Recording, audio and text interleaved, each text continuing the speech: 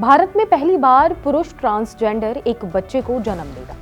केरल के कोझिकोड के रहने वाले ट्रांस कपल जिया और जहाद ने ये जानकारी दी है। इस अनोखे केस की पूरे देश में चर्चा हो रही है। आज इस वीडियो में जानेंगे कि कैसे प्रेग्नेंट होते हैं ट्रांसजेंडर, क्या मर्द भी पैदा कर सकते हैं बच्चे। तो चलिए शुरू करते हैं। कहानी शुरू होती है आज से 3 साल पहले, जब जिया और जहाद की मुलाकात हुई।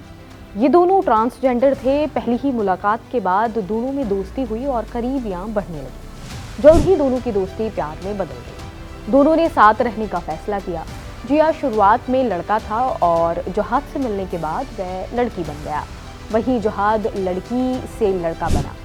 दोनों ने 2 साल पहले अपने जेंडर बदलवाने का प्रोसेस शुरू किया था, लेकिन प्रेग्नेंट होने की वजह से इसे बीच में ही छोड़ना पड़ा। 3 फरवरी 2023 को जिया ने इंस्टाग्राम पर एक तस्वीर शेयर कर कहा है कि जहाद 8 महीने का प्रेग्नेंट है। ये देश का पहला ऐसा मामला है जब कोई ट्रांसजेंडर बच्चे को जन्म देगा।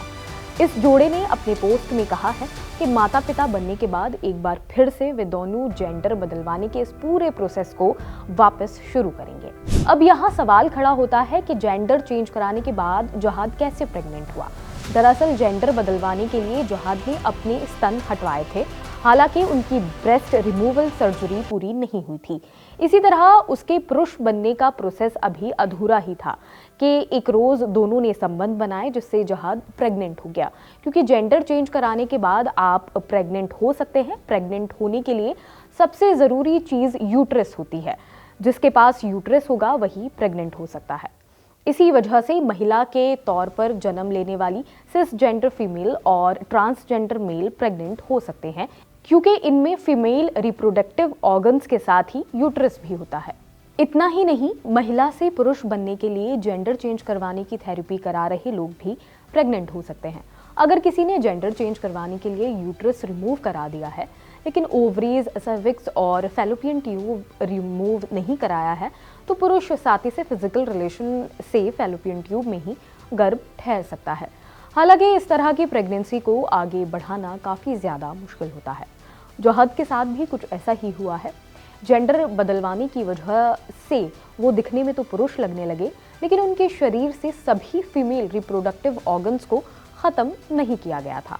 अब ये जान लेते हैं कि क्या कोई सामान्य पुरुष भी प्रेग्नेंट हो सकता है।